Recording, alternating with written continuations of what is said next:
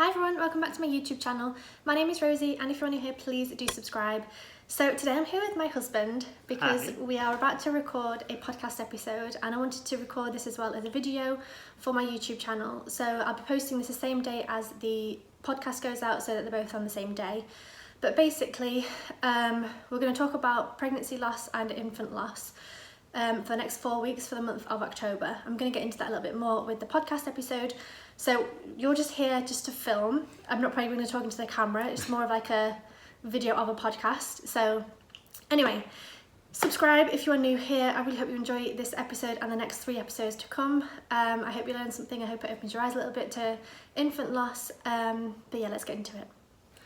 Hello everyone and welcome back to the Just Interesting People podcast. Thank you so much for tuning in today. We really hope you enjoyed this episode.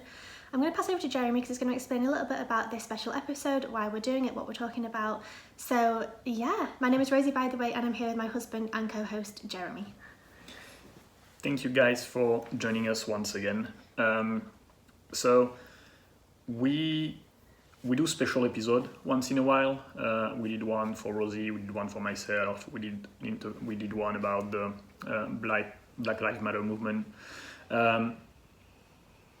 We have been talking about our journey a little bit in previous episode, and we wanted to do an episode about what happened to us in terms of pregnancy and infant loss, and we didn't find a way to put that in one episode.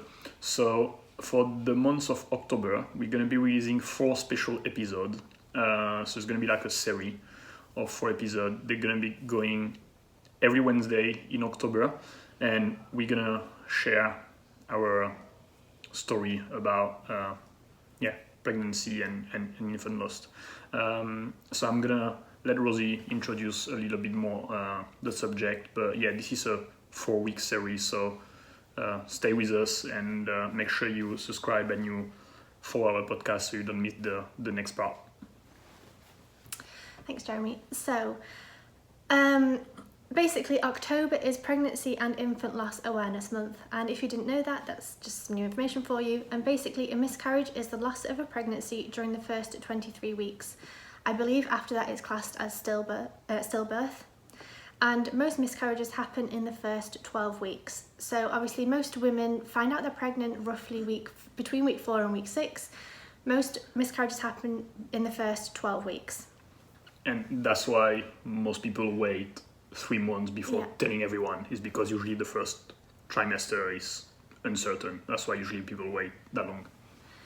Another couple of facts I want to kind of throw out there and let you know as well. So an estimated 1 in 4 pregnancies ends in miscarriage. And it's actually 1 in 5 if we count the women who don't realise they're pregnant and then have a miscarriage and they think it's just their regular period. Around 11 in 1,000 pregnancies are ectopic. Now I personally haven't experienced an ectopic pregnancy, so I won't be talking about that at all.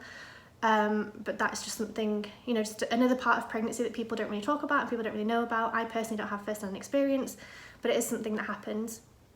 And about 1 in 100 women in the UK experience recurrent miscarriages, which is 3 or more miscarriages in a row.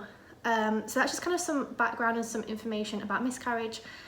We have experienced it a couple of times, 3 times actually, and we've also had an abortion. So we're going to kind of use these 4 episodes to talk about our story, talk in detail about what happened, how things felt, how we emotionally felt, how we physically felt, the struggles, the ups and downs, everything about our journey basically, and try and be as raw and authentic and real as possible. So I'm going to cry multiple times. I'm welling up now. So just bear with me crying, but it's obviously a tough subject to talk about so openly. Oh my god, I'm going already. But especially like certain parts were particularly rough. But I guess we should start with a bit of a background. So we met in Australia 10 years ago in 2010, and my dream my entire life was to be a mother. And even I remember some of our first conversations when we started getting together was, do you want kids? Because if you'd said no, I'd have been like, okay, not interested. Because I really wanted to have a family, to have children, to be with somebody who also wanted that. So that's kind of the beginning, I guess. We both wanted that right from the get-go.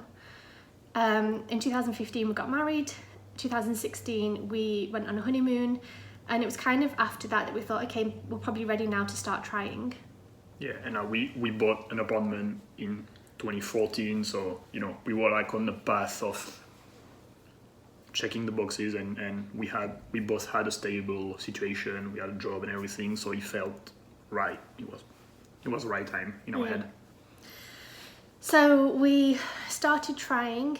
Well, I feel like the first couple of months we were kind of not using condoms and contraception, but then we weren't also really planning the periods and when I would be fertile and things like that. So we were not trying, but also not trying, if that makes sense. And we eventually fell pregnant. So that was kind of, I'd say June, July for a couple of months. Fell pregnant in July, the very end of July. I can't remember the actual pregnancy date, but ended up having a miscarriage on the 30th of August at 5 weeks pregnant. Yeah, I don't remember exactly the date about when you got pregnant, but I remember when you thought that you were pregnant. I don't remember the exact date, but it was end of August. I think it was on Friday, because I remember going away on Sunday for work, and it was just a couple of days before, so it'd been like a Thursday or Friday. You're like, I think I'm pregnant. I'm like, really? Like, well, already? Well, yeah, it's funny because I think the months before that I was like, oh, I think I'm pregnant because I'm due my period tomorrow, and I don't know, like I was getting so ahead of myself. And I think did I even do some pregnancy tests before? I think that might have been afterwards, I don't know, but I was just so excited that we were both trying and wanting to get pregnant that I just couldn't wait for it to happen.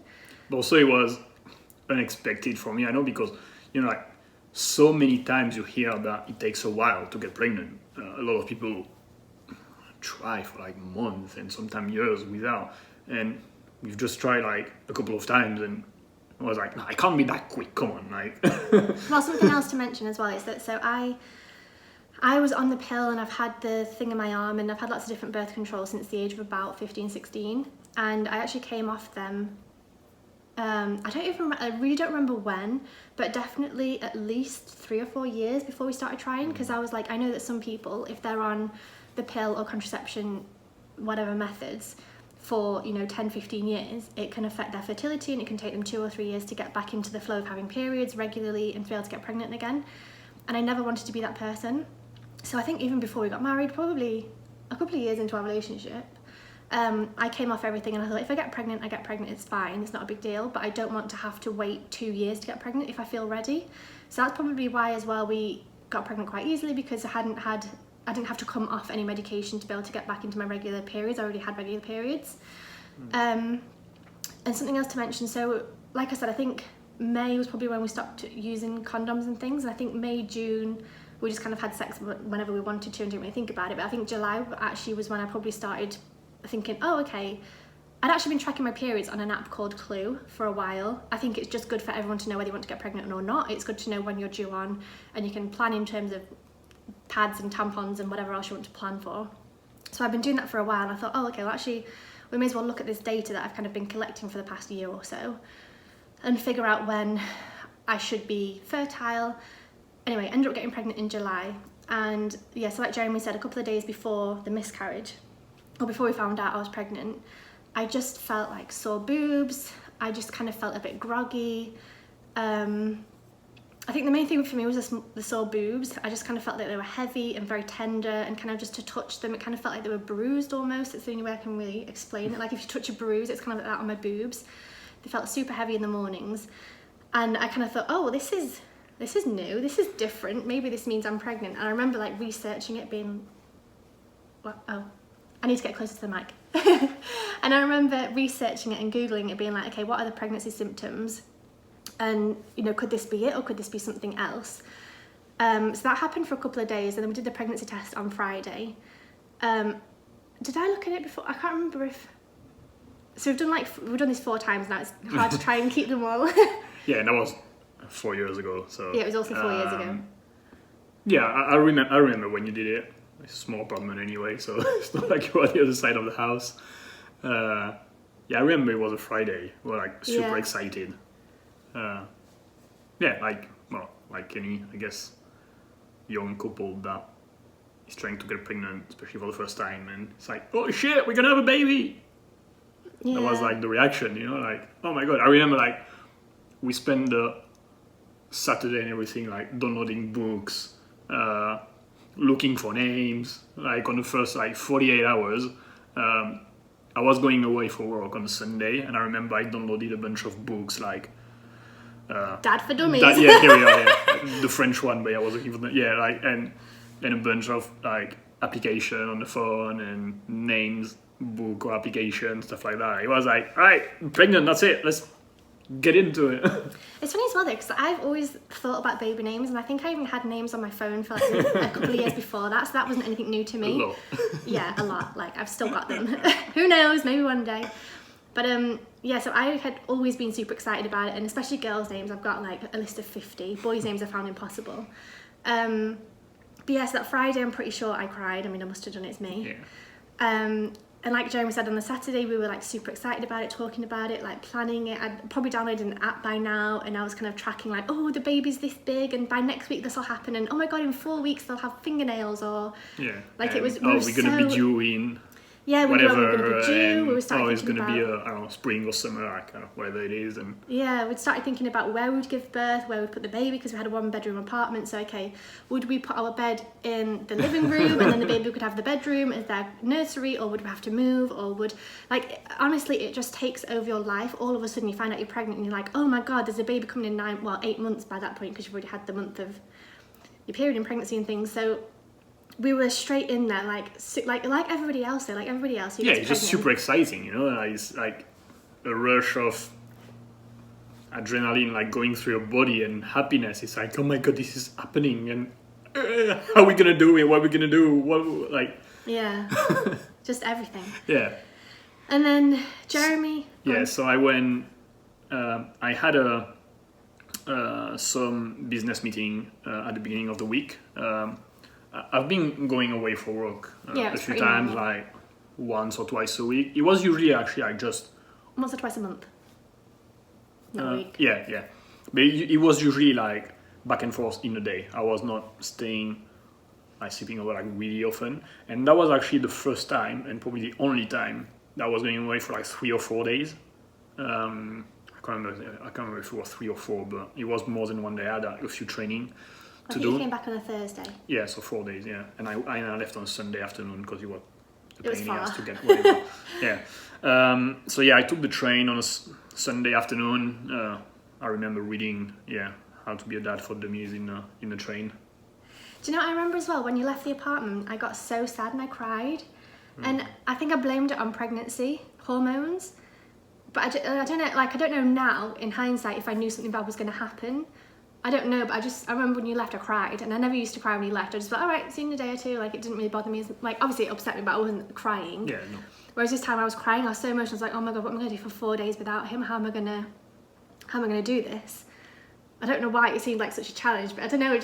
For some reason, I was just so upset that Jeremy left. And so Sunday he left, Monday I went to work. I was just working in a shop in town, like nothing particularly exciting.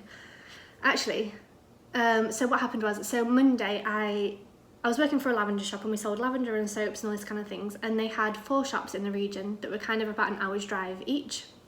And on this particular day, we'd had not a business meeting, we'd had like coffee in the morning with the girls from our shop. And I'd said to my manager that because I wanted to get into photography, I wanted to go to the different shops and photograph the different layouts in the different towns and kind of the products in the different shops, and help her with her Instagram and her website and things. So because I was pregnant and feeling a little bit ill, I didn't eat anything for breakfast. And I got there, obviously I didn't tell them I was pregnant because I was only 5 weeks, and you don't tell anyone until you're 12 weeks. So I had an orange juice. I didn't particularly want to eat anything. I was trying not to be sick at the table and let them know that I was pregnant. So I hadn't eaten. And I then I basically spent the whole day driving to these different places to photograph them. And I think about 3 or 4 p.m. I had a sandwich, my first piece of food all day. I had like a sandwich or a croissant or something. And I'm telling this story because I remember thinking it was my fault that I had a miscarriage because I hadn't eaten all day. And I thought, oh my God, I've not eaten, therefore it's my fault. Well, I'll get onto that in a minute, but that's kind of, it's funny how these things that are normal, like on a normal day I would have done that, and it's, you know, it would have been fine. But because when you lose a pregnancy, you analyse every single thing that you've done that could have caused it, and you You're blame looking for a yourself. reason, You think it's your fault, and you try and think of a reason, and that was the reason that I latched onto. I don't think I told you that for ages. So that happened on the Monday, and then on the Monday night, I believe it was, what day was that one? I have to check. I believe it was Tuesday anyway. So I think it was. So Monday night, I had a little bit of brown spotting in my knickers, but like, if you're a guy, I'm sorry, this might be gross, but do you know what? It's life, it's periods, it's women's life, every month, whatever, get over it.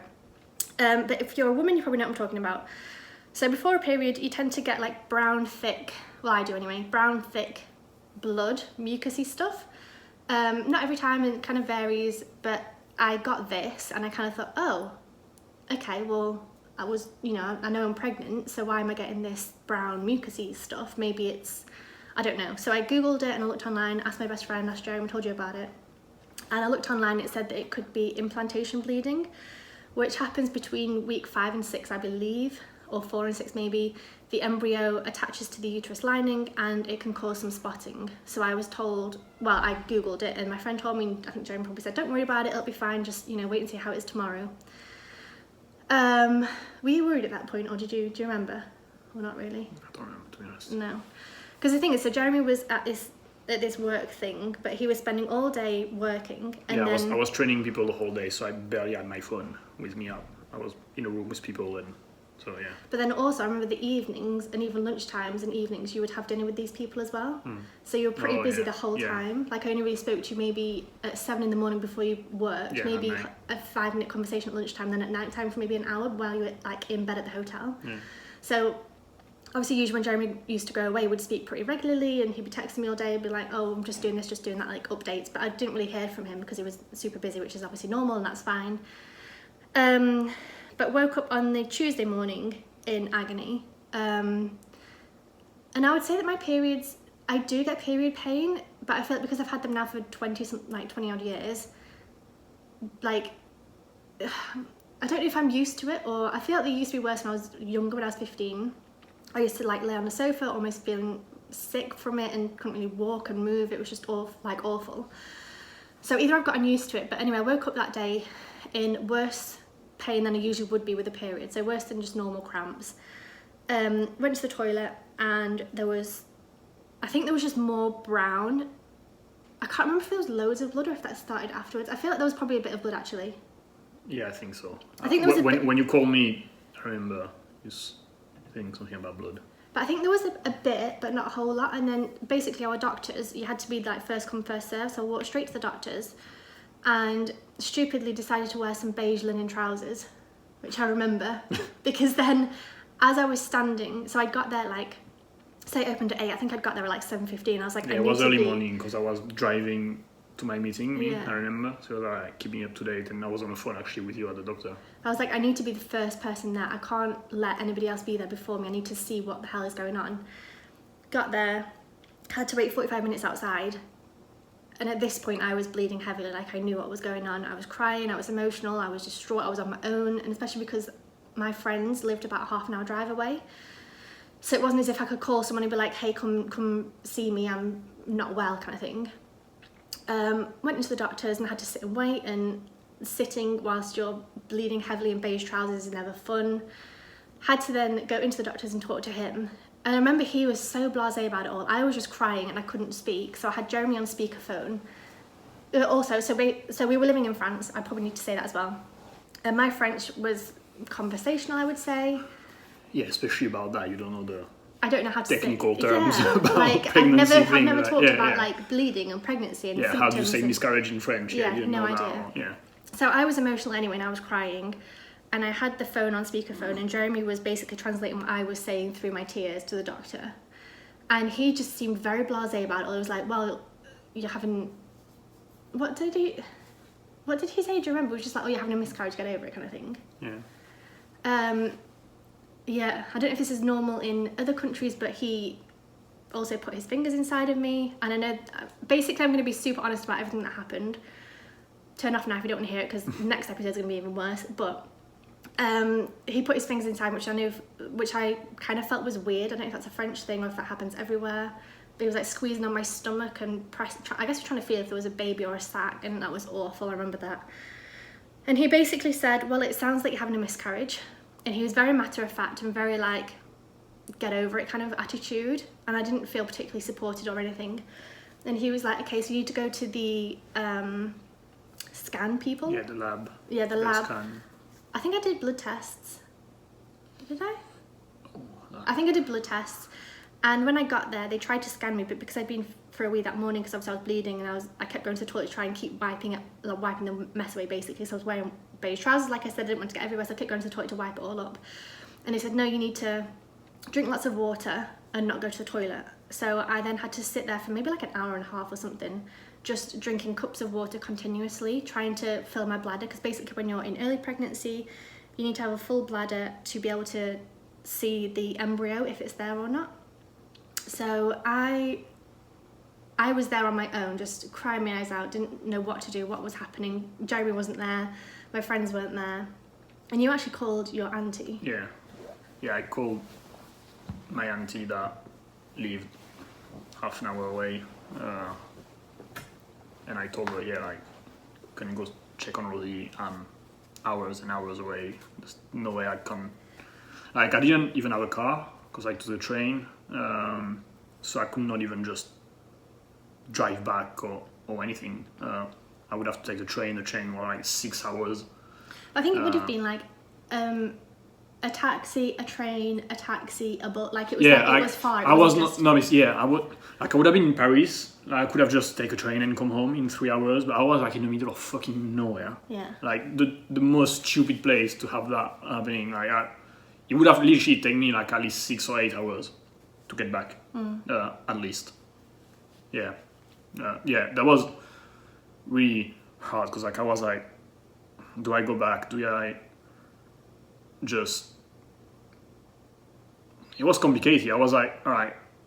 That was the first time I was like, I don't know, like, you know, when everyone say that having a miscarriage is normal, stuff like that. So I know I had that in my mind. I've heard it before.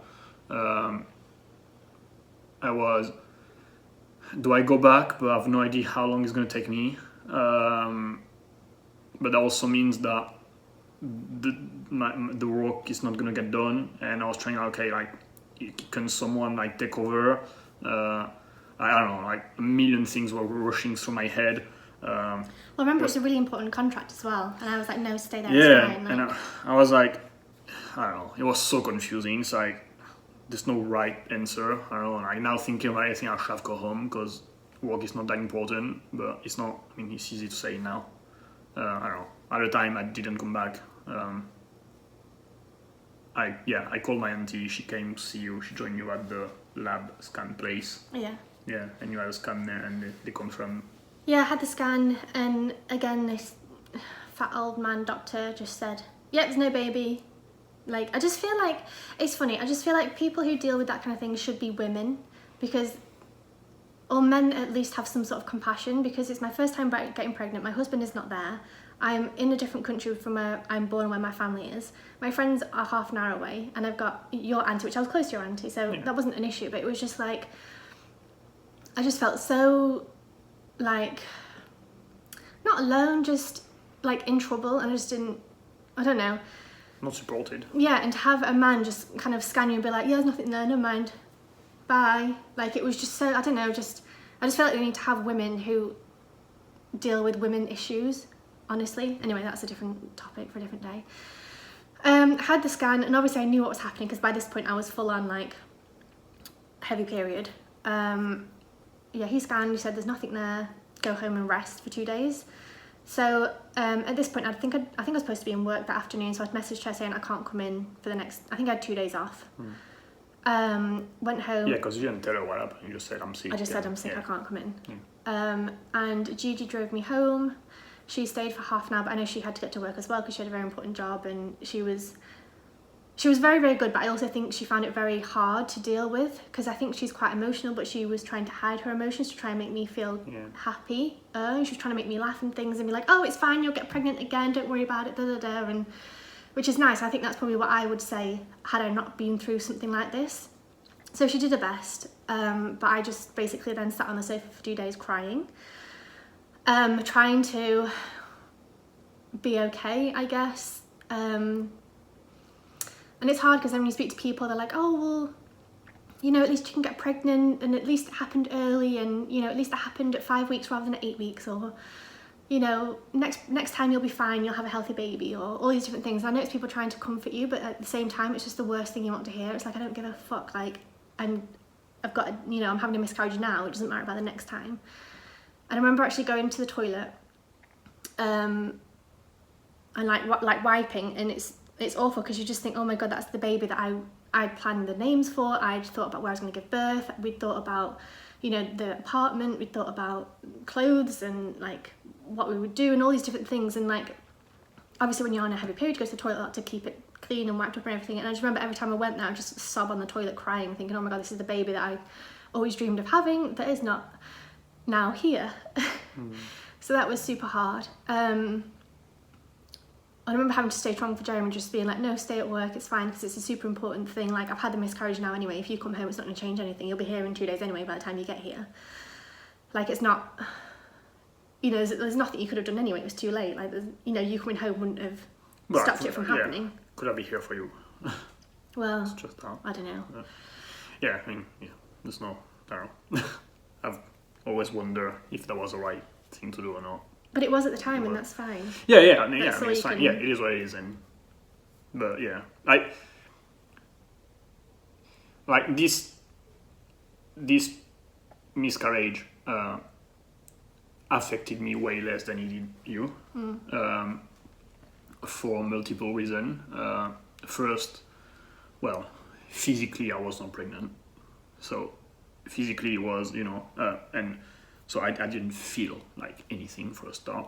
So for me it was a thought, and because everything happened so quick, you know, on a Friday you're pregnant, and 4 days later that happened,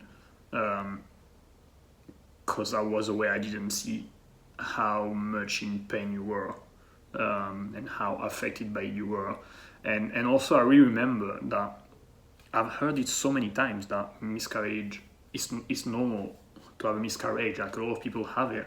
I don't know where I've heard that, but I've heard that many times. So for me, it was like, all right, like, it's just something that happened, you know. Like, it's life. Like, it's not something weird. We're not the only one in the world having a miscarriage, especially that early. It's just what it is. So I know that it didn't affect me emotionally that much. I don't remember if I cried or not. I just don't know. I don't think you did. I don't remember it. Yeah, I don't know. I mean, it was 4 years ago. I really don't remember how.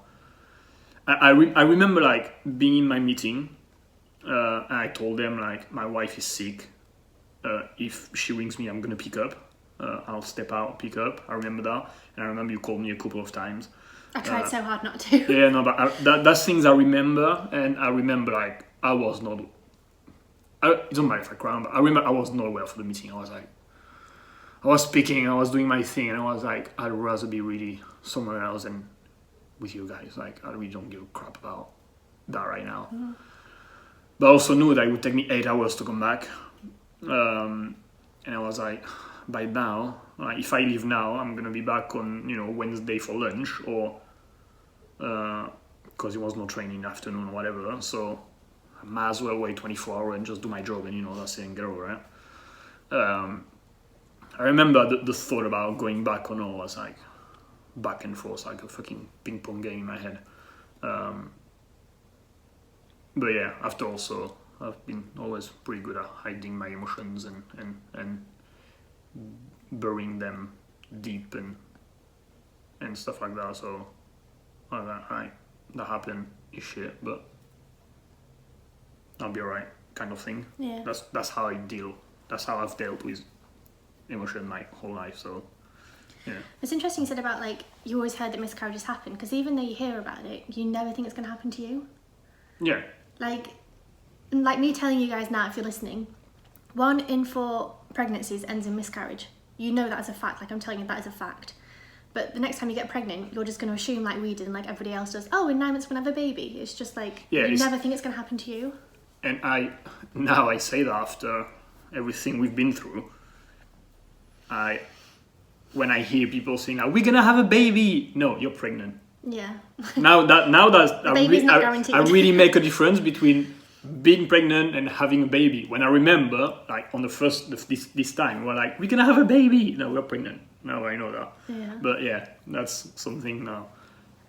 That's there now. I think I remember actually. I just remembered like, I think the first day or two I ordered some books. I know you were getting books online, but I think I ordered them from Amazon because I wanted like the physical books. Oh yeah. You still have, like... We still have them at your parents'. Something about how to expect. Yeah, I remember that, yeah. But I remember that came, I think, whilst you were still away, whilst I was having the miscarriage, and I was like, what the fuck is this bullshit? Why did this fucking arrive now? Anyway, so after that, I kind of feel like Jeremy said, because he didn't feel it physically and because he wasn't there physically either. It was a different experience. Yeah. Because of this one, really different. Whereas then for me, it was... And actually, when you said about like feeling things physically, like I said, I had the sore boobs, and I remember waking up on the Tuesday morning and my boobs felt small and normal, and I was like, oh, I'm not pregnant. I'm not pregnant. And then with the blood as well, so that was like my only pregnancy symptom that I really relied on had gone completely, and obviously I had the blood and everything, so that's kind of when I realised what was going on. So that's something important to point out, that when you do have a miscarriage, for me anyway. It's the same with the other ones. I think as soon as you have the miscarriage, all the symptoms go straight away. It's not as if it takes a couple of days to tail off. Like it's that, like there and then, you're not pregnant anymore. Like everything goes. The body's free. So basically, I took 2 days off work, went back to work, and just told them I'd had, I don't know, a tummy bug or something. Didn't tell them anything. I don't even think I really told my friends, did I? I mean, I told Karen, but I don't think. Yeah, I didn't. I didn't tell anyone. You didn't tell your family either. Like, no. Gigi knew, obviously, he's the auntie, but... Yeah, but no, I didn't tell anyone until later, and I think only my parents know about it anyway. Do your family still not know? I don't remember thinking that. Oh dear. I mean, they don't know about the two others either, you know? Yeah. So, yeah. So, that happened, and so that was August, end of August. And straight away, I was like, okay, let's get pregnant again. Let's go. I want to be pregnant. Like, because I enjoyed the feeling of being pregnant. I enjoyed being excited about pregnancy. I enjoyed the whole process of it. Even though it lasted 4 days, I enjoyed it.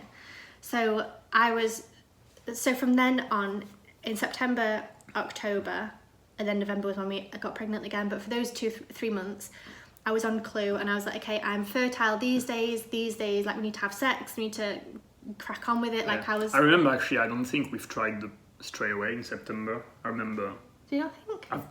I'm pretty sure, knowing me, I would have said like, let's at least wait one month to make sure that... That does sound like something you would say. Yeah, everything is alright, you know, like inside, like I don't know, I don't know, I'm not an expert, but I'm pretty sure I would say that. Yeah, like, that sounds like knowing myself, yeah. So then anyway, so October, November, I was back on it, and we got pregnant again in November.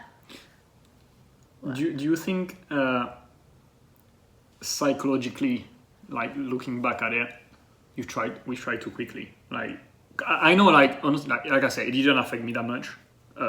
This one, so I know I was psychologically and emotionally okay to try again. Now that you're looking back at it.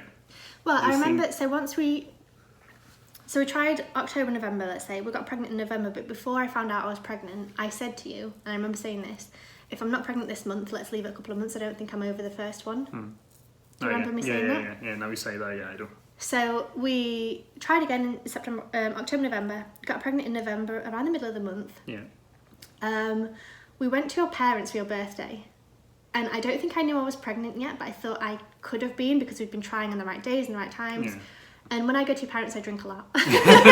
And eat things that you're not supposed to eat. You're not supposed to eat, like cheese and saucisson and wine and cider. And your mum kept giving me cider. Like, I didn't drink any wine that day. And I think that weekend, I think I only drank one cider. Because I was like, if I don't drink, they'll be suspicious. But I'm just going to drink a little bit. And I don't know. Anyway. So when did we find out? I don't remember the exact day, but I know it was a weekend because I know we had people coming for dinner. Oh yeah. And I actually remember that we did the test, I don't know, afternoon, let's say. Yeah, I think Because we had people coming for dinner, so it was before that. So it was literally like, I don't know, 4, 5, 6 p.m., you know. Did the test, found out pregnant, excited again. I was like, okay, chill out. we know that things might happen, so a bit less excitement, but still happy. But a bit more in control, I would say. And it wasn't like and not as much as, okay, yeah, we're not going to buy a toy right now. Oh, yeah, because the foot... No. But no, just... Yeah, okay. And I remember actually, so our friend came for dinner. It was Fred and his wife. Yeah, from the Aikibudo. Okay. Yeah. I don't remember this. And I do remember at the table, they came with a kid, and at the table, at one point, he said something along the line of, so, when are you gonna get this baby? Because he had like 2 little baby, like super cute. And I was like, so when are you? And I remember like we looked at each other and I was like, we just found out we're pregnant. Like that's something I really remember. I don't remember about it. So then, obviously, after the first miscarriage, we were very cautious and very just like, okay, don't tell anyone, don't think about it, don't get excited. I'm pregnant, but whatever. And don't get overexcited. So we were protecting ourselves, basically. Yeah, basically, like, you know, like something might happen again. So let's wait to have a confirmation. Basically, the 3-month scan, the 12-week scan. So we make sure everything is fine because. Again, like most miscarriages happen within the first 12 weeks. So 12 weeks plus 1 day, we're safe. That was our mindset at the time. So yeah, like, okay, we don't talk about names or anything until 3 months, and then we'll see. Which I found that so hard because I still had the app. I still had the app from the first pregnancy, so I was following it. I don't think I told. Maybe I probably told you. Yeah, and you were like, "Don't tell me about it, Rosie. I don't want to know. Don't talk about it." We're just trying a bit. Yeah, we didn't want to get excited. Yeah. So that I think we found out like it was definitely after your birthday, so end of November, beginning of December time. And then obviously December we went to my parents for Christmas. So my parents obviously in England, flew back there and spent the weekend with my little brother and his wife, my big brother and his wife and his kid, my grandma and my parents. And obviously whenever I go home as well, I drink a lot of English cider because I miss it so much, and especially living in France, you can't really get it as easily. So I usually drink a lot of cider. We drink like, I feel like us kids kind of stay up at night time drinking together, and like, it's just something we did anyway. And I remember actually we landed in Manchester and went for lunch. I went for lunch with my parents, and I told them I was pregnant. My mum didn't know how to act. Did she? She was like, "Are you excited? Can I get excited? What's going on?" Cried. Did she cry? I can't remember. Yeah, but I remember saying to them like, "Look, I'm pregnant. But don't get excited, don't think about it, don't tell anyone, don't whatever, like it might not be a thing, and I'll know in about a month's time once I do my 3-month scan." So I remember being quite rough with them, like, yes, we're pregnant physically, but in a sense, like mentally, just wait. Yeah, just ignore like, the don't fact get there. Yeah, like it's just there, you know it. We just told them in terms of like food and drink, so she could be careful with what she was cooking and stuff like that. And then Mum decided, let's do a sushi making night together. Thanks, Mum, for that, if you're listening, by the way. So I had to say to everybody, I'm going to make some veggie sushi because that's my favourite, and I'm not going to share it because I want veggie sushi and you can all eat fish. And then I think my brothers knew as well because Josh was like, "Rosie, do you want a cider?" "No, I'm good, thanks." "You always drink cider." "Yeah, I just fancy a cider tonight, you know, no, I'm good." Or like every day they asked me if I want the cider because they knew I was pregnant. But I didn't tell them. Guessed it. Yeah, but I didn't want to tell them because I didn't want to get excited. I didn't want the questions of like, when are you expecting? Do you want a boy or a girl? What do you think of names? Like. And you told them about the first miscarriage, right? They knew about it. They knew about it. Yeah. They knew about the first miscarriage. They knew we were trying, but I hadn't actually told them. And so my big brother actually went home like a day or two before the rest of us, and we went for lunch with my little brother and his wife and my parents. And I was having one of those days where I just felt awful.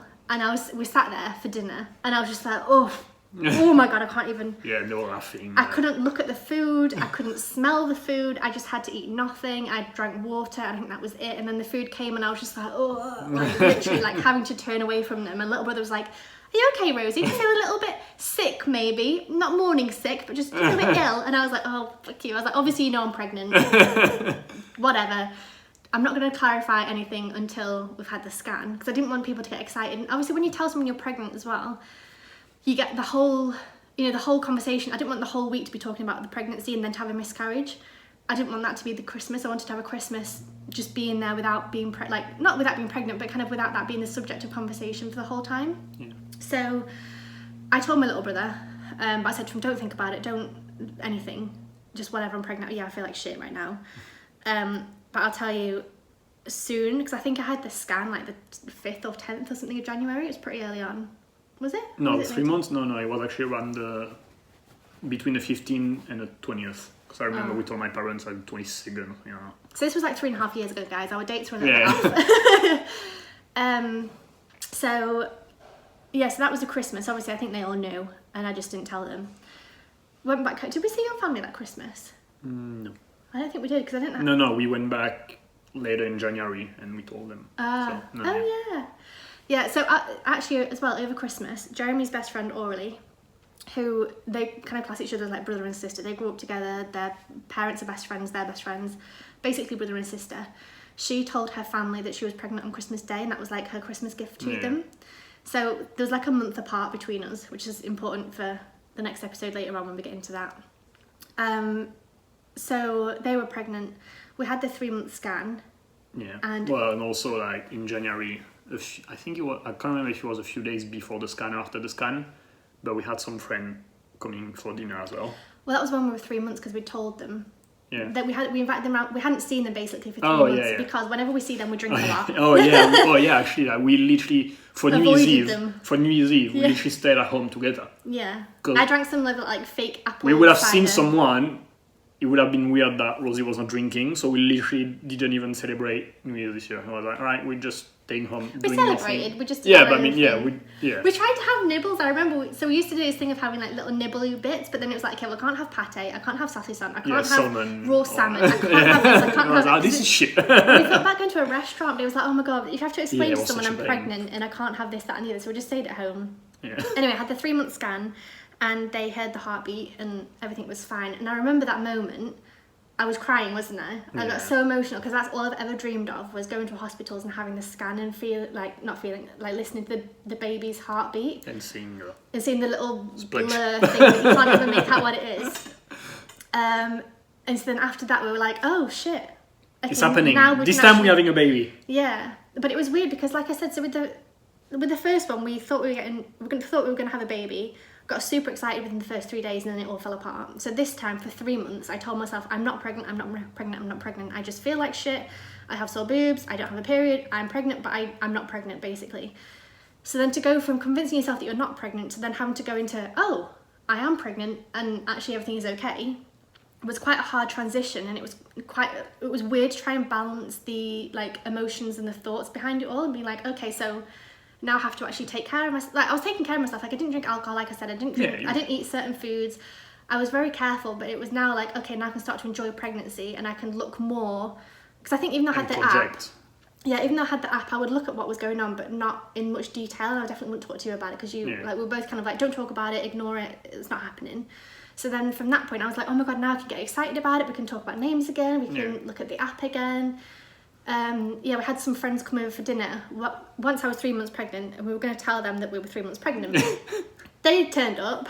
Yeah. And we found out that she was and she's 2 months pregnant. I was like, what do you want to drink? I'll have some orange juice. I'm like, you pregnant or what? And they just started laughing. And they're like, pfft.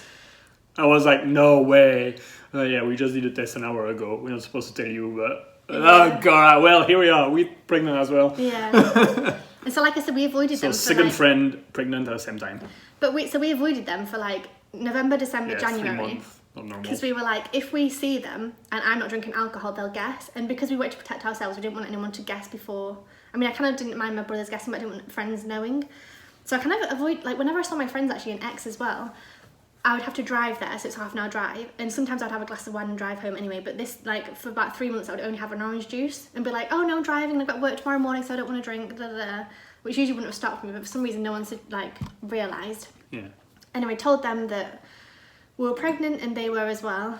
So I went to see my parents. Yeah. And we told them. and that's when I told them about the first miscarriage as well, because no one knew in my family before that. No one knows still. So that's when we told them. I think we told Aure's parents. How did you tell your parents though? Because I remember it was so nice, but I can't remember what you did. You were like, "Oh, remember what Aurelie got for Christmas?" I remember that we were talking about her, and I remember saying something along the lines of, "Well, it's funny because you're going to be able to." Oh, you'll be grandparents together. Yeah, you're going to be like grandparents together and talk about all that. And you're like, oh. They were like, "What?" And we were like, "Yeah," and they were like, "Oh my god." Yeah. They were super excited as well because I'm an only child, so I'm the only child that they have to be grandparents. So yeah, they were pretty happy, but also still contained because we don't express emotion in my family. So yeah, it's all pretty reserved. It's like, okay, good. Like, yeah, here we are. Good luck with that. Yeah. And then, so that was January. Yeah, end of January. So after that, I mean, nothing special. Everything was fine. We had scan in February. We went back for the, I don't know how many weeks, scan to find out if it was a boy or a girl. I thought it was going to be a girl. For some reason, I wanted to wear pink all the time. I wanted to buy flowers and like flower duvet covers, and I just felt like it was going to be a girl. I just felt super girly all the time, and so I was saying to Jeremy, "I think it's going to be a girl. It's going to be a girl." And my mum thought as well. I don't know why my we were mum actually thought. Convinced it was a girl. Yeah, I don't know why. Like people say to you, like, "Oh, mother's instincts," and you'll just know. And I just knew it was a girl. So we went for the scan, and it was a boy. And God, I've never been You were so happy. I was literally like jumping in the street. Yeah, I actually remember but not even kidding. I was actually like, dancing and jumping in the street and went for a beer. Well, I went for a beer. Yeah, thanks. Out for an orange juice. And already was having a baby boy as well. So I remember calling her like literally like at the bar with a beer, saying like, "Hey, it's a boy as well. Like that's cool." And calling my parents and everything. I was the happiest person at this time. I was like, yeah. I would have been happy either way, but. They were like 80% chance it's going to be a boy. Because she convinced me it was a girl. You wouldn't have minded either way, though. No, but because you convinced me, like it was even more of a surprise. So it was like even better. It was like, whoa! I didn't expect that one. Like you literally just changed sex. And I literally was like, "Are you sure?" And he was like 80%, and I was like, "I don't believe it. I still think it's a girl." So yeah, I was like over happy because I didn't even expect it. It was like a girl already, so it was like, yay, even better. So then March and April, everything was, March everything was fine. Yeah, just routine stuff. Right? Yeah. And then April, it was the beginning of April. I think it was like the 5th. I mean, I don't remember my date. 10th. Yeah. Good. Yeah. I was showing back the dates. 10th of April, we had the 22 weeks scan, which is like the normal thing in France that you're supposed to do. I remember the 10th of April because it's my uncle's birthday, and I had to call him for happy birthday, but instead I said something else coming into that. So yeah, we went back to, actually the only thing we did before is that we chose the clinic where you were supposed to give birth. Oh yeah, we'd done a tour, we'd talked to the nurses, we'd also actually before this, I must have, I had to kind of tell them when we'd be due, and actually in March time because we had some friends who had had a baby about a year beforehand, and I told them by this time I was pregnant, and she had like a baby bath. Oh yeah. And a bunch of things. A baby bed and like a book or something, like just like 4 or 5 things. And she was like, "Oh, I don't need them anymore. You use them, and then you can pass them on to somebody else once you're done, or give them back to me if I have a second child." So we went around and picked them up. Yeah, that was their age, and took them home with us, and that was like another step of like, oh my god, we're getting excited. We'd actually been and looked at prams and beds and everything. Yeah, do you remember? Yeah, and we bought a little. We bought a little dummy. What do you call it in American though? Not a dummy. It's the thing you put in the mouth, pacifier. Oh, I didn't remember that. No, we bought like a toy as well, like the white, like a doo-doo. Yeah, like a teddy like bear. a little teddy bear, like kids have. And we bought like a book as well, like to keep track of like baby's first smile, baby's first outfit, baby's first this and that. Like, so we'd bought a couple of like little bits. And even outfits, I remember now actually. You went to New York in January, didn't you? Oh yeah, in February. I went to New York for work, and I came back with like a little baby grow outfit thing saying like, I don't know, like New York City or whatever, yeah. And my friend had sent me some baby clothes and socks and all these different cute little things. Yeah, and your mum bought you a few things, yeah. Yeah, so we'd started to get these different items. Yeah. Alright, so we went for the second scan. Yeah. In April. But by this time we were super excited. Obviously, we'd started looking at prams and pushchairs. We started everything was thinking about moving cots forward. And everything was going. And I remember, so we went for the scan. I actually took a photograph of myself in the mirror, like in the bathroom before. I was so excited. I had a little bump. What I remember as well is when I sat down, you asked the nurse. You were like, "Do you mind if I film?" You took your camera, like your good camera, not the phone.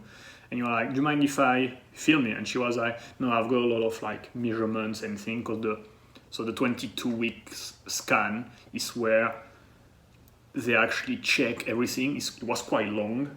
Yeah. It was longer, but it was longer, it's naturally long. Like they measure like the bones, the head, the size, and everything to make sure like and also the liquid, baby is growing. So the liquid in the so back that's is like a fine. series. It's not just like, okay, yeah, you got a baby, heartbeat kind of thing. Like this one is like a more technical one, let's say. So she didn't want to be disturbed with the camera or whatever. So she was like, no, like I need to focus on this one. So please don't. And every time we went for a scan, I was so excited. I loved it because, like I said, by this point I had a tiny little bump. I was 5.5 months pregnant. Like I'd taken a little selfie in the mirror in the toilet beforehand because I was like, oh, I want to remember this day because we've seen our baby again. We've seen a little bump and things like this. Actually, something I want to point out as well. I'll just say it now I've said it. So with my work, we started doing first aid training courses. And I remember I was 5.5 months pregnant, so it must have been just before we had, like literally a couple of days before we went in for this scan. And I was just wearing a top and like jeans or whatever. And I remember being in there and this woman made a remark to me. She said, because I told them I was pregnant, because you couldn't see it a huge amount unless I wore a really tight top. If you wore a jumper, it was easily hidden. Yeah, it was easily hidden. And she said to me, "Oh my God, you're 5.5 months pregnant. You're tiny." And it didn't register. I just thought, oh, well, some people carry differently, whatever. And it was only like months afterwards I thought, oh my God, I must have been tiny, and I had no idea how tiny I was for the size. Anyway, that stuck out to me. Anyway, had this scan. And we lay down, I get my tummy out, and she starts scanning, and she scans for a long time. She keeps measuring things multiple times. Yeah, so something I remember, so I was seeing everything. Like I could see Rosie laying on a bed thing. I could see the device she was using, the screen like computer thing, and you had a TV to see inside your tummy, but you could not see what she was seeing on the screen. No, when I could just see the baby. I could see her screen, and so she was measuring things, and I didn't have a clue what she was doing, but I could see the screen, so I could see like arm, leg. I could see some words, so I knew what she was trying to do, and I could see some numbers. I didn't know what it meant, but I could see that, and I remember when she was doing it, I could see that. When she was putting like a point here and here, and he was saying, like, okay, this is that big, I remember seeing on the screen, I don't know, like a red sign or something that was saying basically like, not okay. Yeah, like this is not as it should be. I can't remember if it was a sign, an icon, or a color, but I remember that, and she insisted on it, and she was like, she didn't say a word for like. She didn't say a word. 45 minutes. I have no idea how long it was, but like. Felt like forever. Not like, like, oh, this is there, and like this is that, like not trying to explain to us like things or. I feel like at the beginning she was okay, and then she went very quiet. Yeah. And it was just and her I was working. Like, okay, all right. Well, she's doing something serious, so we didn't. Yeah. Yeah, we didn't question it. So then she said, okay, we're done. I wiped my tummy, and she said, okay, you need to come and sit down for a minute. And I think I said that. Was everything okay? She said, I need to talk to you for a minute. And that's when your heart sinks and you think, oh my God, what the hell does that mean? And I started shaking. I'm pretty sure I started crying straight away because I knew something was wrong. You can just tell from her face, from the atmosphere, from the way that she spoke to us, and it was just like, I need to speak to you. Get ready and sit down. So I like quickly wiped my tummy, sat down, and she basically explained that everything was tiny and not where it should be at 5.5 months. Yeah, so well, not everything. So what they call the long bones, which mean the arms, the legs, and the, how do you call that? Rib cage. The rib cage. According to the normal thing, they should be X, like they should be a certain length, and they were smaller. But when she showed us the paper, it was not like they were like 10% smaller. Like they were literally Is that when we got the numbers though that day?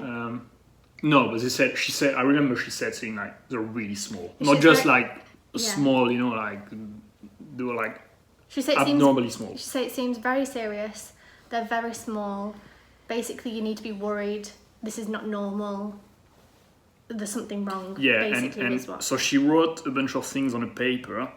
She mentioned something about the heart, but she said, I'm not sure, but I would like you to see something. And she wrote like just some letters, you know, like not a name. So I remember looking at this paper and trying to figure out what was that. And I remember we came back typing on Google like the letters. I think it was EMV, I don't know, something about vascular thing, like malformation vascular. I was trying to figure out what the letter mean, and I remember finding something about the heart. I was like, okay, yeah. So I mean, yeah, that was shit. I mean, obviously, but we didn't know. We didn't understand. Like something was wrong. We understood it was serious. Well, I just started crying straight away. But we didn't know exactly what it was. Yeah, we had no idea. She just said to us, it's very serious. Yeah. There's a problem. Something's wrong. So I was just crying. And she said, like, go to this hospital. They specialize in, I don't know what it's called, like difficult pregnancy, whatever. Well, she signed me off work, didn't she, for a week as well? And yeah, and you're gonna have more exams. So I remember calling my uncle to say happy birthday. Also, I remember the day, and I was like, yeah, hi, happy birthday. By the way, this is happening. Calling my mom, and I was supposed to go to work. So I remember going back and calling Julien to say like, hey, this is happening.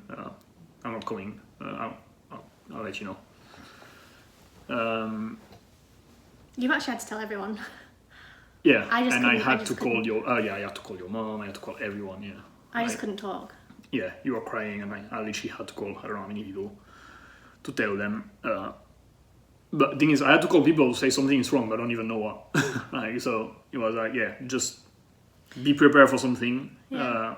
But I can't tell you what's going on exactly because I just don't know.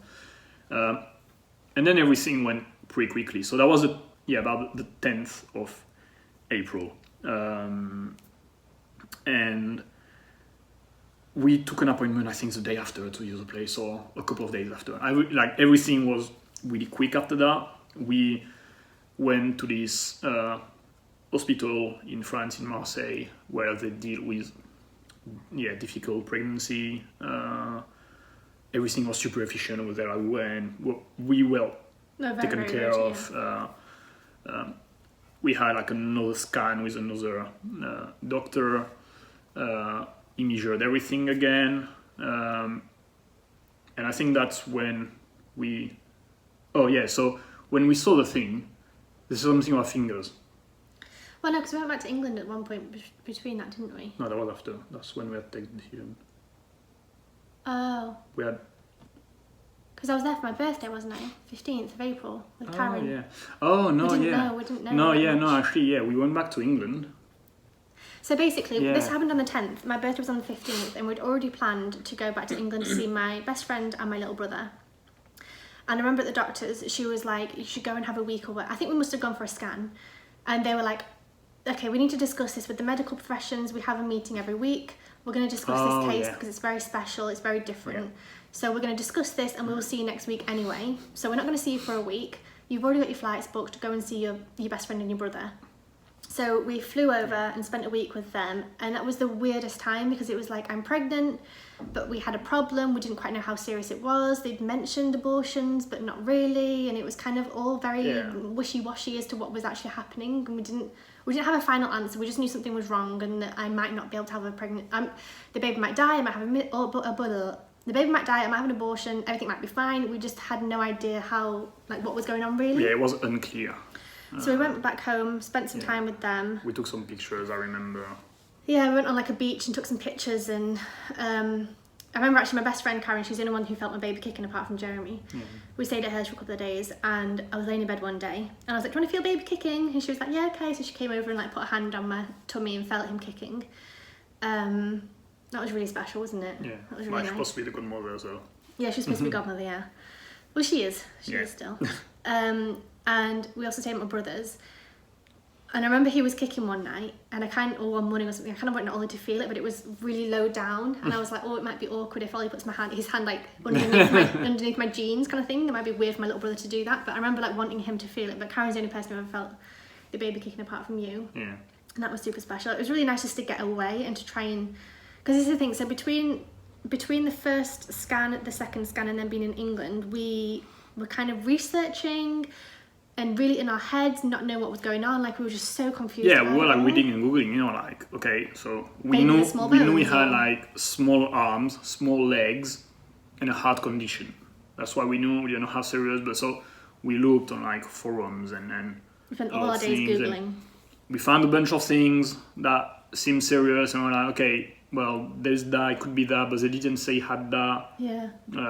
And I remember we actually read about what the illness that he had, but I remember the thing was saying like about extra fingers, and we didn't see that. So it's not that one.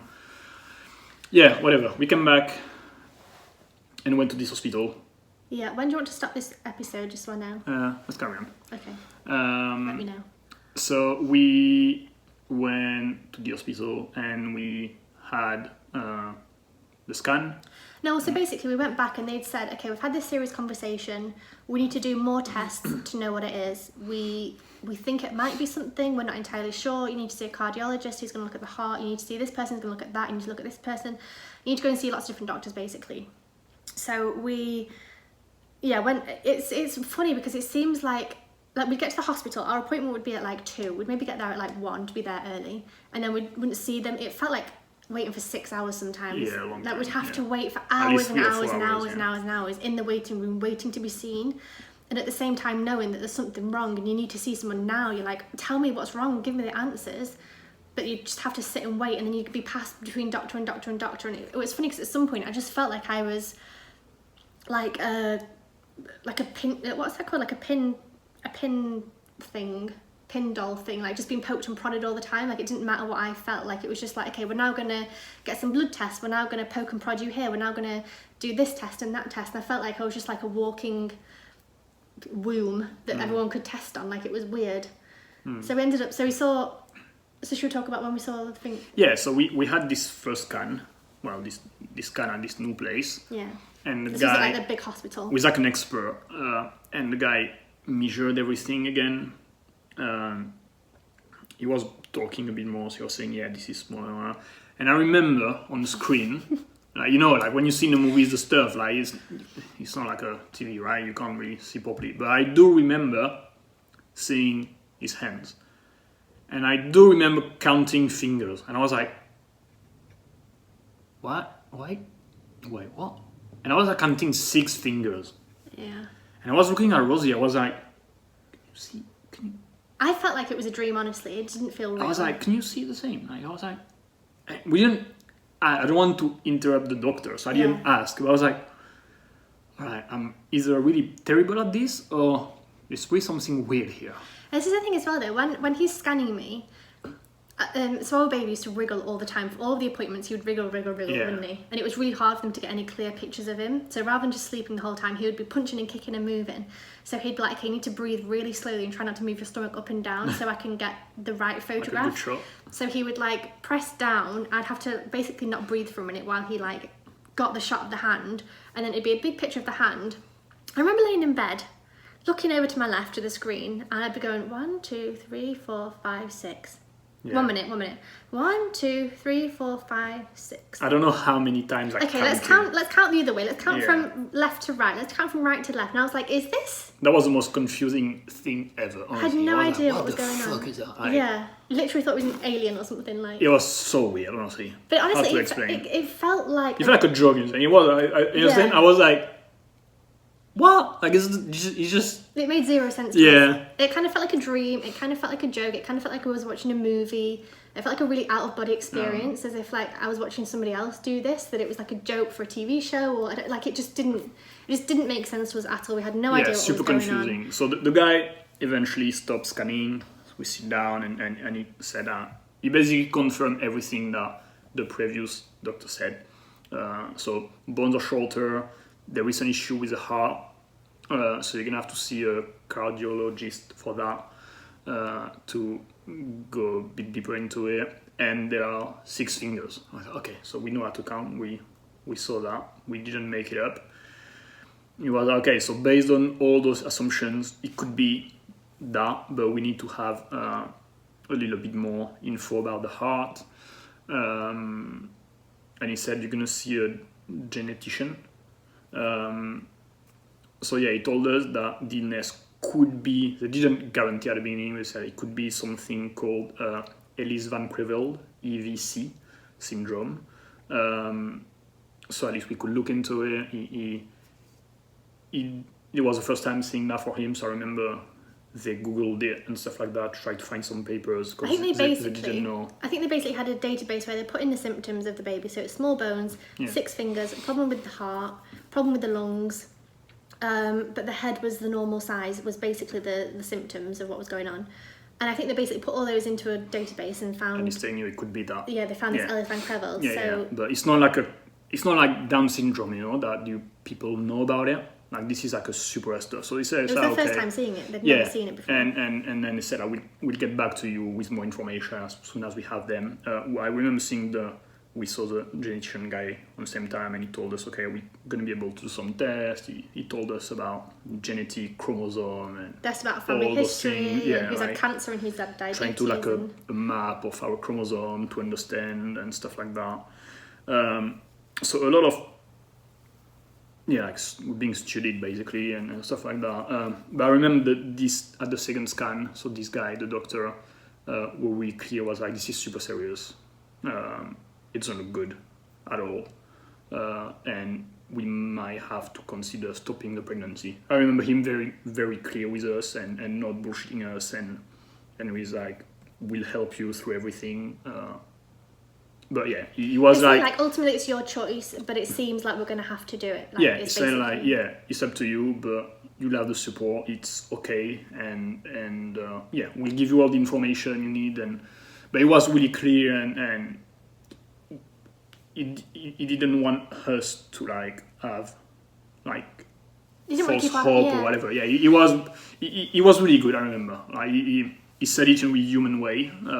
But he was explaining that was really, really, really, really serious, not just a little thing, you know, like it's not just, Well, because that's the thing as well. So basically, in terms of baby's growth, I didn't know this before, so I'm going to explain it quickly. If you already know, I'm sorry, but basically, babies and bones and everything else is all measured in percentile. And basically, 50 percentile is the normal size that a baby should be in terms of their head, their ribs, their legs, whatever, like all the different parts of their body should be about 50 percentile because that's the average. Some babies are 75 because they're a little bit bigger, some babies are a little bit smaller. Basically, the bones of our baby were less than 5%. Less than 5 percentile, which is incredibly rare, incredibly tiny, incredibly way behind the size it should have been, like incredibly worrying. It was just all of these, like it wasn't like just a small baby, it was like tiny compared to what it should have been. A kind of sign of dwarfism. Yeah. It wasn't just like a small baby. It was like a abnormally small baby. Yeah. And we actually went to go and see that cardiologist, didn't we? Yeah.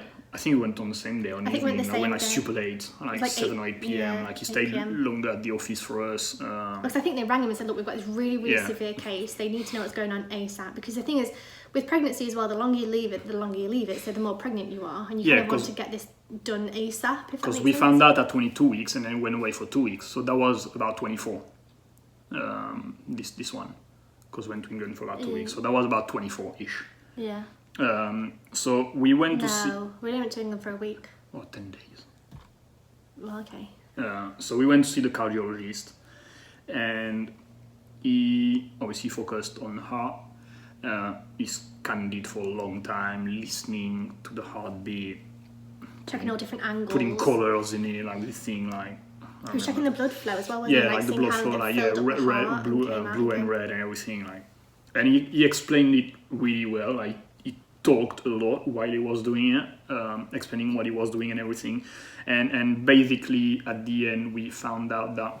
So the heart has got, like, 2 sides, and the wall in the middle that's supposed to separate the sides was not here.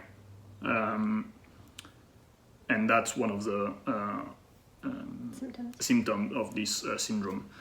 And basically, he told us that that is something that could be fixed after the birth, but it's obviously, I mean, as you can imagine, Well, I know heart surgery is.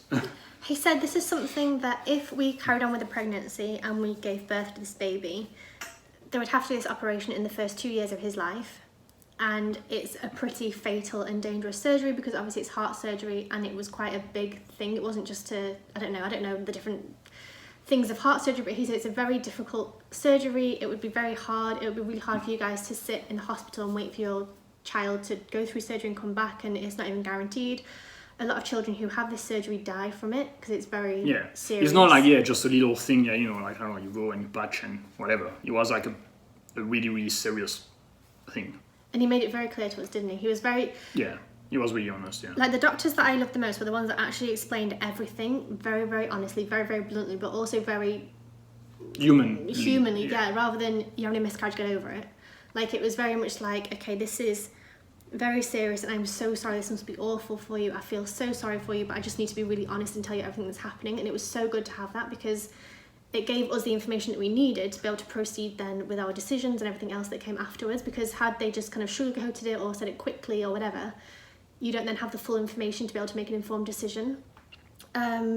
So what happened after that? Did we see? I think we saw another doctor after that. It was basically 4 weeks of seeing doctors. Yeah, the day after or a couple of days after we went to see the woman. I remember those two were guys. And then we went back another day to see the woman at the hospital, and she kind of summarized everything for us. Like, she took all the information from him, from the first scan, from everything, and she summarized everything for us. They gave us the name of the syndrome. Well, they said they won't be 100% sure until they do the autopsy or until the baby's born. Most likely to be that. And they basically told us that this is it, this is what happened. And now it's up to you to either carry on with the pregnancy or end the pregnancy. So the information we had was, so arms and legs are super short. The chest rib cage is really small as well, meaning that the lungs are not big enough and developing as they should, so there would be respiratory issues. The heart is not working as it should. 12 fingers, 6 on each hands. And also one other thing of this illness is a potential issue with teeth. They were not able to see that on the scan, but potentially that was another thing. And they gave us a lot of information, a bunch of things to read. Well, the thing as well that I don't know, that's to mention, is that the baby's head and brain was normal, so he would have been conscious of what was going on. He would have known he was in hospital. He would have known things were happening. He would have been very conscious to know that everything was going on. Even like, it was only a physical disease, I would say. Yeah. It's not like I'm going to compare to what people know Down syndrome, when there is a physical impact and mental impact. That was physical only. The brain or the mental capabilities weren't absolutely normal. And something else to mention, so about this Ellis Van Creveld, it's super duper rare, and basically I think it's like 7 in a million people have it in the world, and it's very prevalent in incest places, communities. So in particular there's a place in Australia somewhere out back where there's Aboriginal or the Amish, is it, or something, or it's basically basically small communities where there's a lot of incest is where it's prevalent, because obviously you have to have the same gene defect to have babies that have this. So they asked us a lot of times if we were related, where did we meet, are our families close. Obviously we met in Australia like 8 years before that. I'm from England, Jane was from France, we're not related at all. But yeah, it was just incredibly rare, and everything that we read online So from what we found out, basically, obviously all these different issues, and they said to us, from what I found online, it said, so most babies are stillborn. Even if the baby is born alive, they tend to die very, very early in the first couple of days of life. Even if they survive that, they then need heart surgery, lung surgery, take fingers off, surgery, like whatever else. Teeth. They would need lots of surgeries, which they'll probably die from. If they didn't die from that, they would then also need corrective surgery on their legs and bones, because the bones are curved, and like the teeth issues, like babies can be born with teeth and then have problems with that, and with the palate, with the cleft palate thing. And it was just like, it wasn't just that it was one problem or 2 or 5 or 10. There was literally, I think, like 15 different problems, and it just wouldn't ridiculous. have been a life that would have been worth living. Like it just like the whole thing was just awful. So yeah, it was obviously a very tough decision. And yeah, we had about, I don't know, a week to... Well, they also gave me the option of doing a amniocentesis to confirm, the genetic they said thing. If you want to, they said you can, so the options were, we plan an abortion and we end the pregnancy. They call it a medical termination or something. It was never called an abortion, which it annoys me because it was an abortion. Just call it what it is. Call a spade a spade. So either have an abortion, or you can do an amniocentesis, which can affect the baby's health, but then you would know for sure if it was this. But then they were already like, we've already got all these different symptoms, we're already pretty sure. Yeah, it was like, I don't know, 95% sure it's that. Would an amnio really change your mind? Is it worth putting me through that physical thing, and also the baby through that physical thing of having an amnio, because it can be dangerous, just to find out that actually it is that we already know? Or do you carry on with the pregnancy and just see what happens? Either have a stillborn, or a baby that survives a couple of days, or all the operations. Or does survive, and then you have to spend the first 2 or 3 years in an hospital because you're gonna have, I don't know how many surgery. And then for them to die anyway. Yeah. So I can't remember how many days we had to decide. Honestly, I can't even remember if they told us that you need to decide before that because of the weeks. So I had the abortion at 26 weeks and 3 days. But I know that in France, so I think after 24 weeks, it's illegal in normal circumstances. But after that, if you have a very, very medical issue, like we have, if it's either going to harm the baby or the mother, then they will consider it up until 38 weeks. And I remember that was really hard for me, because I was like, well, I want to carry the baby as long as possible, because if I'm going to have an abortion anyway, I want to see the baby as a full-grown baby and how he would have been. But then also, I didn't want him to live that long, knowing that I was going to kill him at the end anyway. So it was such a hard, it was just so hard. And like, the longer you leave it, the longer, like every single day felt like it lasted a week. But then at the same time, the time went super quickly. It was the weirdest, like, time space conundrum thing, whatever that word is. Like, it was just like, I don't know, it was just... Yeah, so obviously, something interesting. So Rosie was, as soon as we went for the first scan, the doctor gave Rosie, how do you call it? Like a thing not to go to work. I was on sick leave, basically. Yeah, on sick leave, here we are. I had it for like a week, and then another week, and then another week. Yeah, but it was no question. And I remember asking on the second appointment, like, can I have one as well? Because I've been missing work for like a week, but my manager... I think you kind of been working at home a little bit, just really, keep busy, but like, I was not officially off work. And I remember asking, like, okay, like, this is serious now, can I have a paper, to say I can't go to work? And they were like, no, like, we can't do that for you, because, it's not you. You're not pregnant. Carrying the baby. I was like, what? Hey, really? Like, I was like, it's so fucked up. Like, I didn't get upset, I mean, the nurse is not making the rules, but I remember thinking, that is so fucking fucked up, honestly. Like, thank God your managers were so awesome to let you have the time off work. Yeah, and I remember actually... If that had been like a normal 9 to 5 you just started a month ago, you'd have lost your job, and it would have been it, like... And it was basically like, no, she's pregnant, so she can take days off, but you're fine. I was like, really? There's no reason for you to take time off. Like... Are you kidding me? Yeah. And I remember just going to my normal doctor, to my general practitioner, saying like, all right, this is happening, I don't give a shit what you write in the paper, but just... I want to be off work. Did you say you were depressed or something? Yeah, I was like, I don't care. Like, write whatever you want. I'm not going to work. But I can't go to work. I need to be here for my wife and for what's going on. For yourself as well. Yeah, I was like, I don't care. I just and he was great. He was like, yeah, that's fine. I don't even need to put a reason. Your job, your work doesn't even have to know. Like, you're off for like 2 months, whatever. And he said, like, just come back if you need more. Yeah. But yeah, I remember at the hospital, I was like, this is fucked up. Like, yeah, that doesn't make any sense. I feel like the whole process, the way that they treat Jeremy, is very different to how they treated me. Yeah. With even the aftercare. It was as if it was like it was happening to me and nothing affected Jeremy at all. Like, it wasn't his baby. It I was his just pregnancy. like the passenger. I don't know. Like, yeah.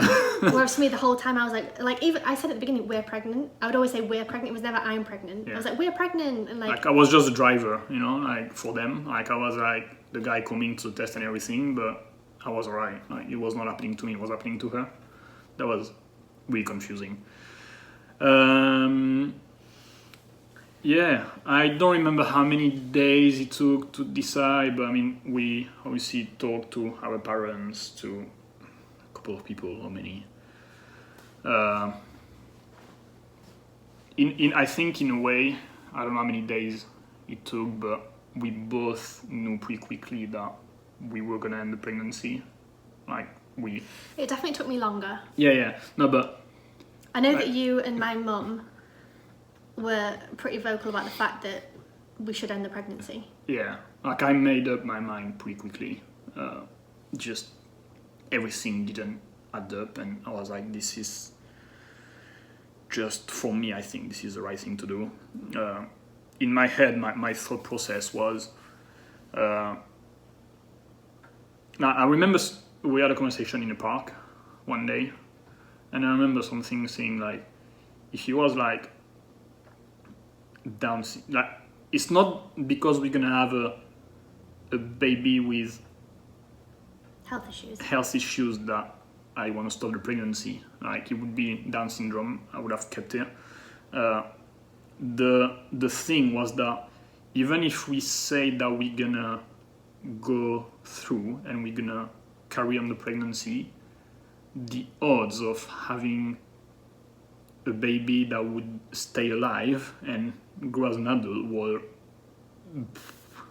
not inexistent, but really, really low. Yeah. I remember that was the thing that made me decide. It's like, well, even if we make it, but even if the baby would have made it to 2 years old, the quality of life, he would have had a breathing support, he would have had heart issues, he would have had probably things strapped to his legs to keep his things properly, fingers removed, like, yeah, that was the thing. There was like issues, that. The whole life would have been health issues. It's not just like, oh, they might be ill for a year. It's not something you can fine, fix quickly and then that's it. Like, it was like a lifelong list of issue and pain and and yeah, like, even if you give birth to a baby that's alive, it's gonna have a fucking heart surgery, I don't know, many times in many weeks later and everything.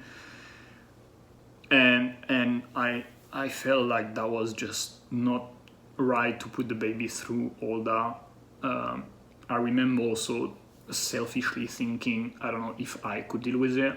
I don't know if as a couple we could deal with it.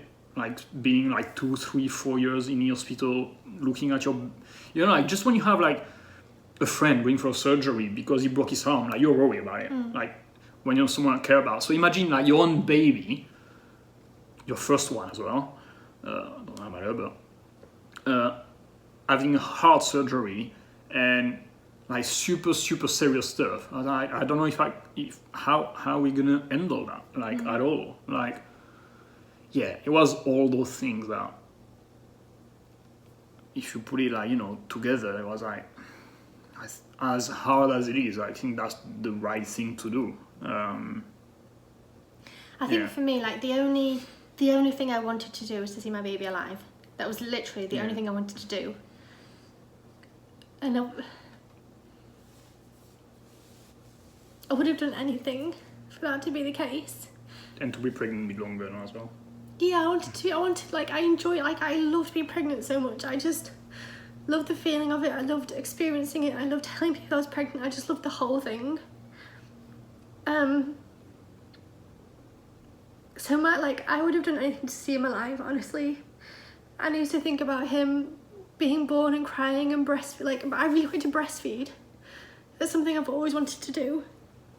And 2 teach a child things and have them grow up and have their own personality and make jokes with them. And like, I've always been the person that like is so good with kids. Like Jeremy's family, I'm always with his two cousins from the age that they were born.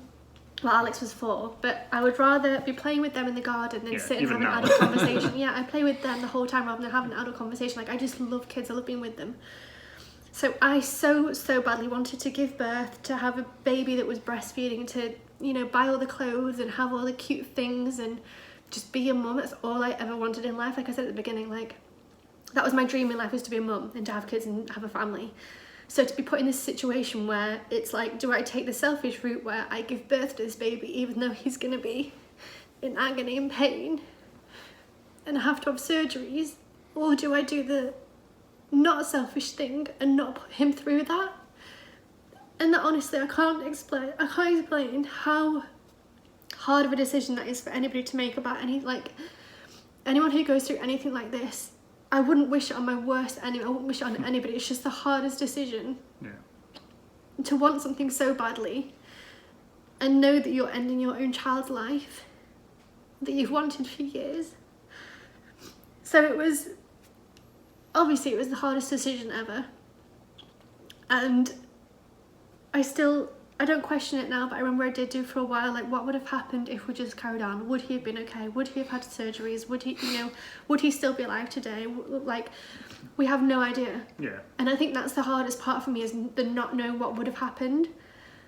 But at the same time, I didn't want to put him through any sort of pain, any sort of agony, any sort of operations and scares. And so honestly, like, if I was being selfish, I would have kept him. I would have given birth, would have kept him alive, would have done everything for him.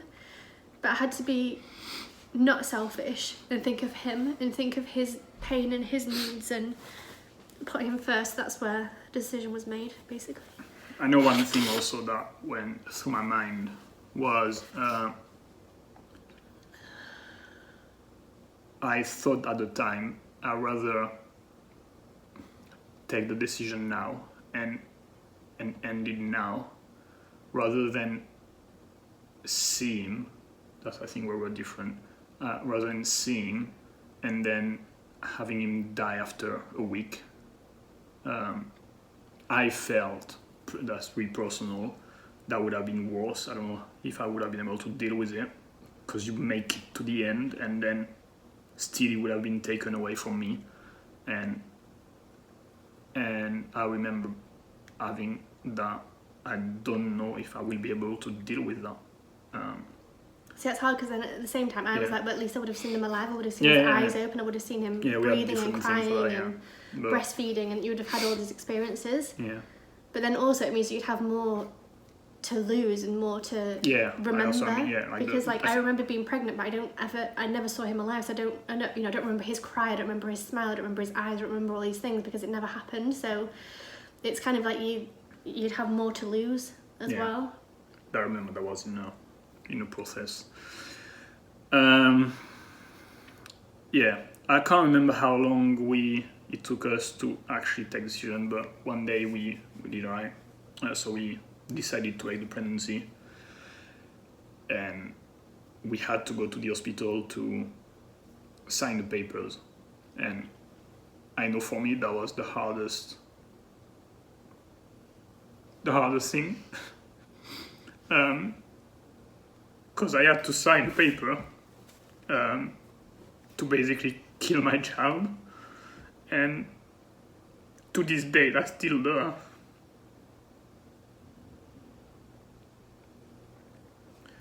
Yeah, to this day that's, when it's just a thought in your head, like, it's just a thought, but that was making real. And signing this paper was the hardest fucking thing that I've ever done. Like, I don't have a word for it, but I can see the room, I can see the paper, I still see it in my head. I remember signing this paper, and I know it was the right thing to do. I don't regret it, to be honest. I still believe that was the right decision. But signing this paper was the hardest thing for me. The hardest. That was, I remember you said to me that You found it weird how easy I found it.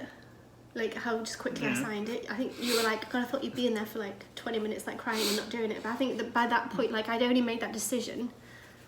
I'd already made the decision. For me, it was already done.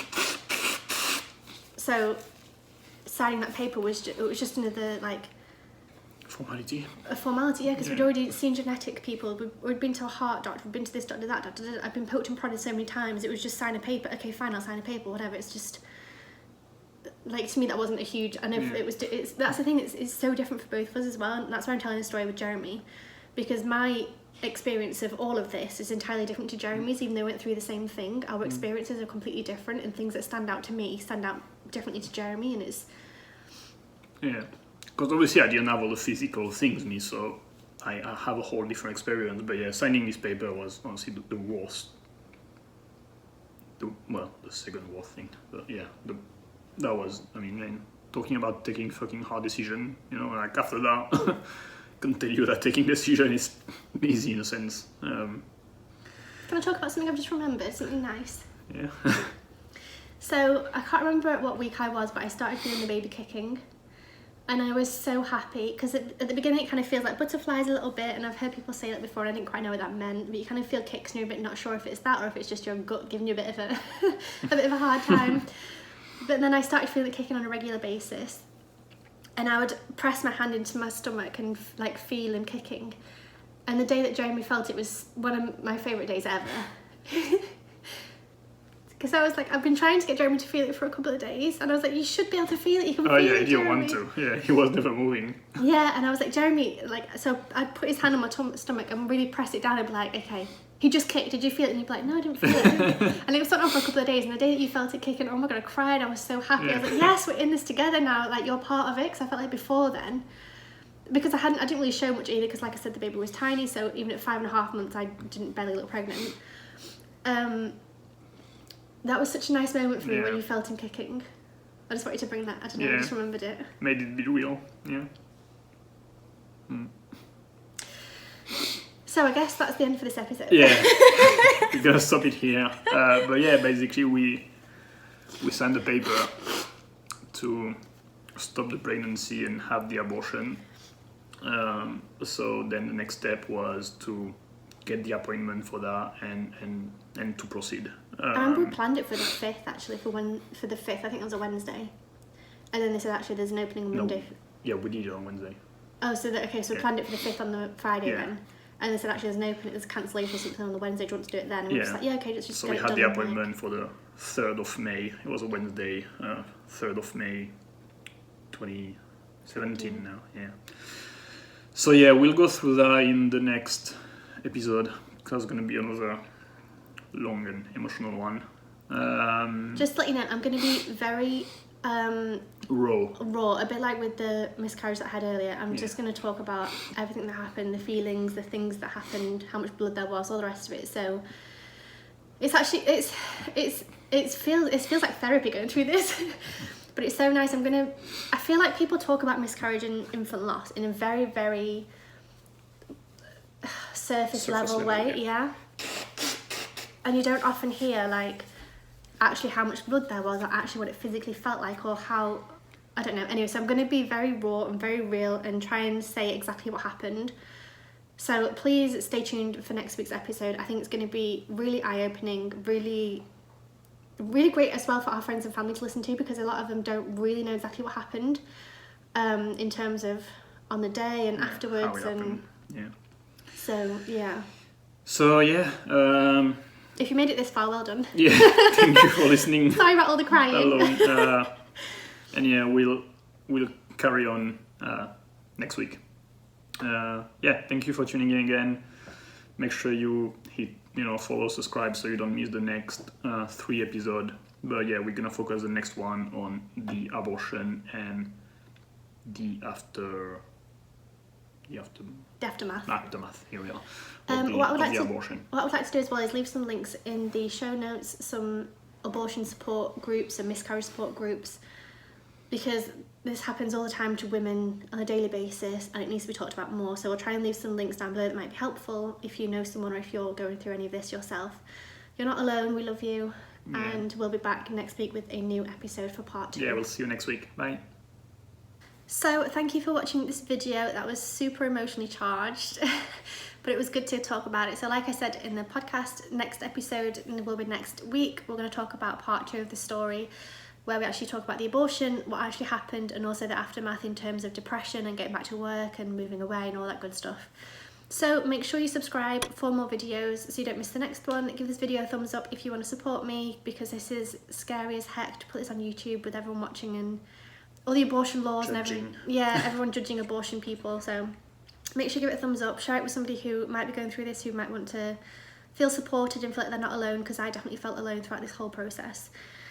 So thank you so much for watching, and we'll be back next Wednesday with a brand new episode and part 2. Bye.